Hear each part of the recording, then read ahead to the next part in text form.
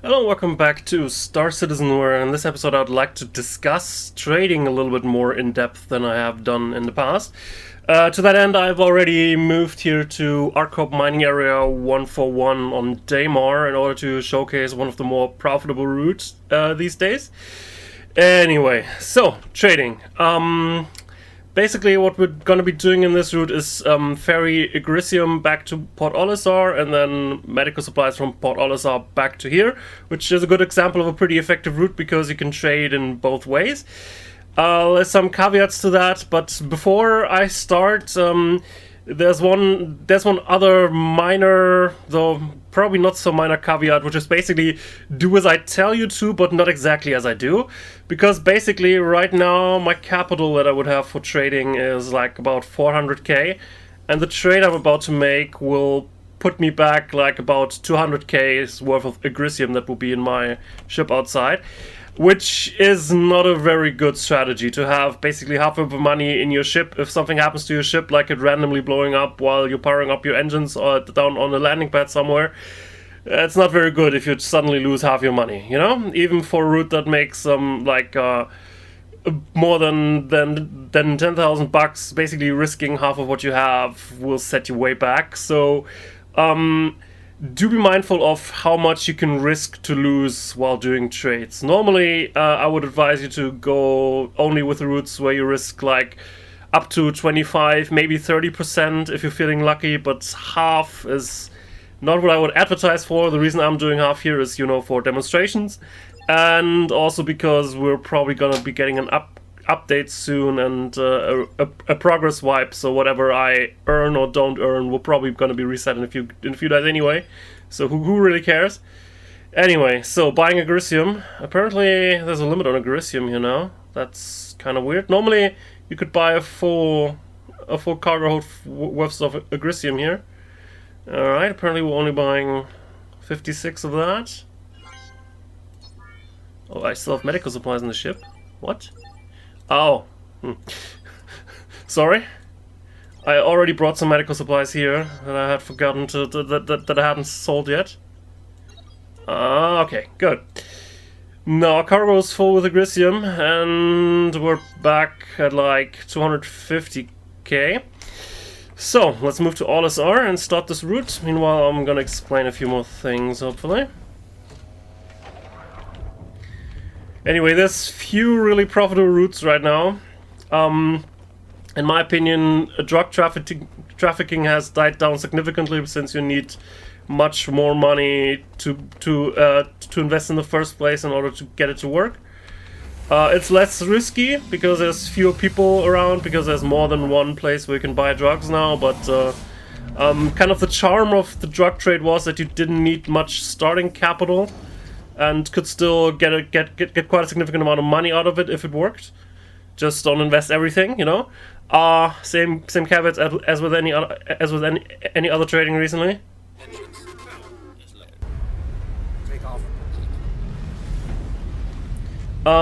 So that has died down significantly. Other than that, there's no really super duper uber route, if you catch my drift. There's a couple of decent enough routes, and if you have some money to invest, you can make similar amounts with trading as you could doing missions in the same time frame.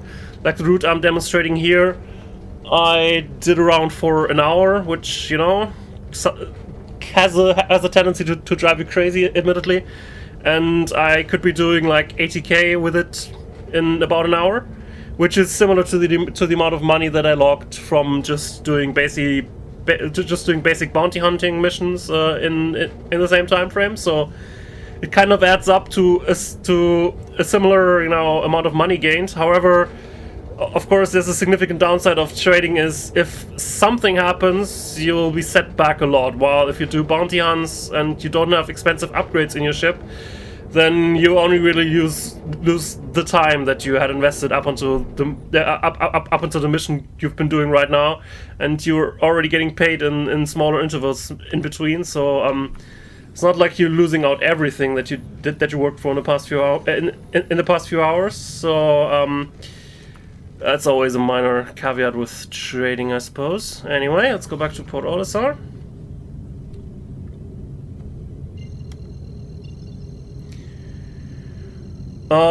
If there's more effective routes for bigger ships, maybe. I don't have a bigger ship, so I haven't tested many things there yet, but I have tested trading a lot with my ship. Actually made over $1 million this patch and bought a ship with in-game money just for the funs of it and to see how that works and all that. So, yeah. Anyway, we're almost there.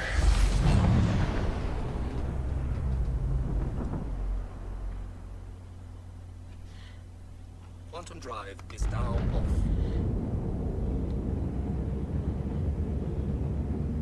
Also, often the trading interface is broken on the server. Like I had to, I was going through several US and European servers and didn't get one with a functional trading interface. So I went to an Australian server, which finally got me to get a server that had working trade interface. Well, the ping isn't too great, but since I'm not doing combat here anyway and just trading, it doesn't really matter that much, I suspect. Anyway.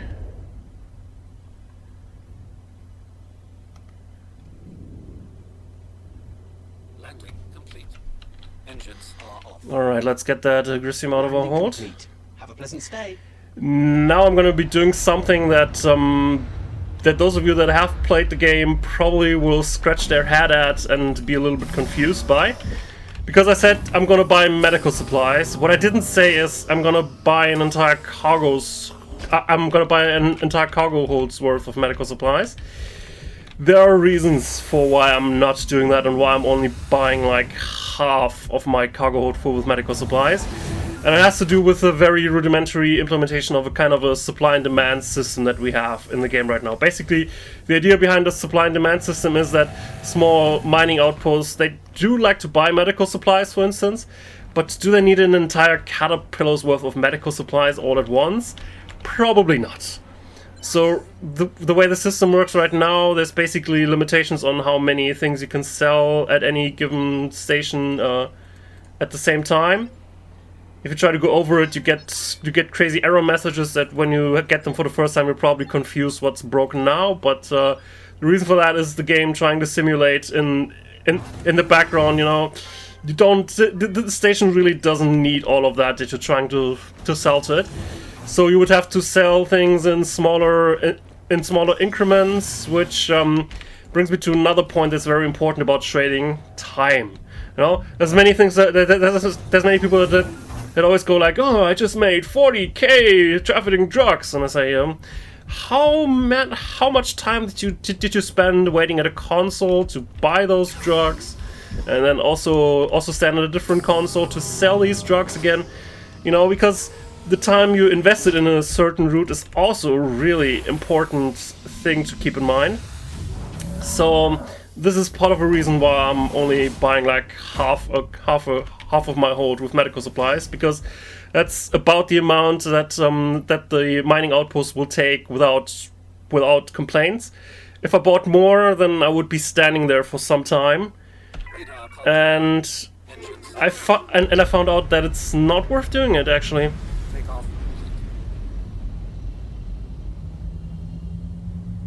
So it should be behind us. So let's get back to where we just were. There.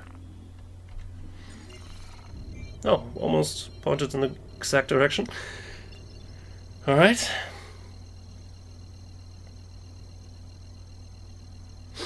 Basically, if you do the math, you can do this route that I'm demonstrating here in about 11 minutes, let's say 12 minutes for math purposes. If I do the same route, but I fill up my cargo hold with medical supplies on the way back, and then I have to spend additional time selling it, the entire route instead takes like 19 minutes. If I then calculate kind of my profits per hour, and not, you know, the absolute ones, because with only half of the cargo hold full, I'll be making like 15k worth of UEC. With the full cargo hold of medical supplies, I'd instead be looking at 20.7k, which is a little bit more, admittedly. But if you then then calculate your hourly profit, you'll see that only having half the cargo hold actually results in over 80k worth of profit, while the other one is only at 67k, which is a significant difference, you know. So because the main profit from loot is not necessarily from the medical supplies. I mean, they're nice if you can take them without wasting time, great. But if you hold up your main moneymaker on the route, which is buying and selling the Agricium, then you're doing that route wrong, I'm afraid. Quantum drive is down. So let's not do that. That's why I'm demonstrating with, you know, half your hold. Depending on your ship and how much money you have, you'll probably be looking at different routes. So I'm just trying to give you a few hopefully helpful hints in regards to how things, what kind of the things are that you should at least consider. Because a lot of people that I talk to about this are just interested in, you know, how many profit can I make with that per one trip, ignoring how much time this trip is going to take, how much risk they're potentially setting themselves up for.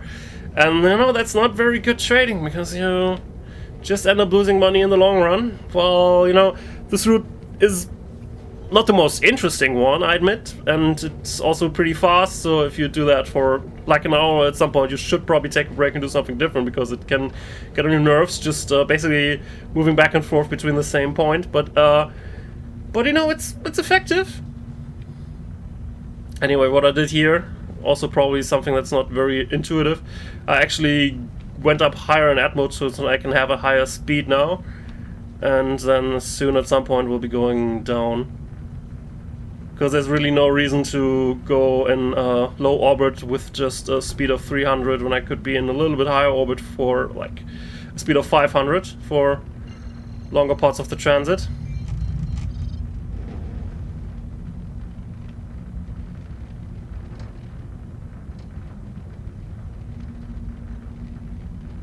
So, in the end, how effective is trading these days? I mean, a couple of episodes ago, I kind of advertised for carrying boxes and doing trading on top of that, which is still an option, but sometimes it's a risky option, especially if you go to the R&R stations because of your mission.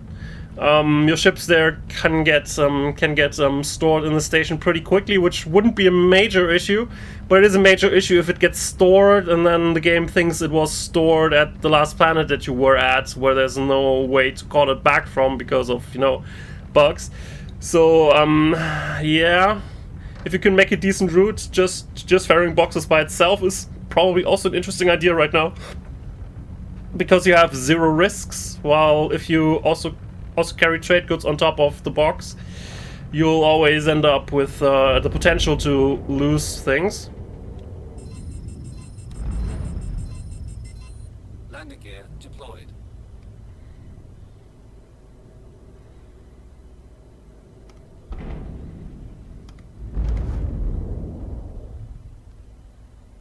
Landing complete. Engines are off. Alright, let's get back.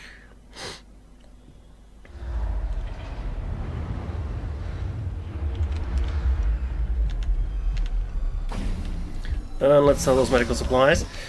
So with the boxes, I kind of estimate that you would probably be able to make like 40k an hour, depending on ship and how decent you can chain up box contracts.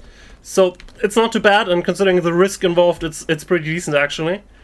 You can make more money with trading, but as I said, you know, risks and all that are a huge issue with trading. And, you know, probably the best way to make money right now is just to do the bounty missions, because they pay really well, and if you have a semi-decent ship, you shouldn't be having too many issues there anyway. Anyway, we didn't see what my starting capital were, so you have to take it on kind of faith or whatever that we made, like what did I say? 15k. I'm up because I already had medical supplies in there. You know, it's looked a little bit different, but that's basically about it. You know, trading, it kind of works, but then you sometimes have days where your ship suddenly blows up, setting you back a couple of 100k, which you know, it's not particularly great, but you know, alpha and all that. Anyway, so much about a shorter Star Citizen video, but hopefully something better prepared and more informative than just half an hour of cruising around and stuff. So let me know if you like these kind of shorter how-to video format more than just the kind of let's play, just going around for half an hour and doing some interesting things kind of stuff. So yeah, let me know about that, and I'll see you next time. Have a good one.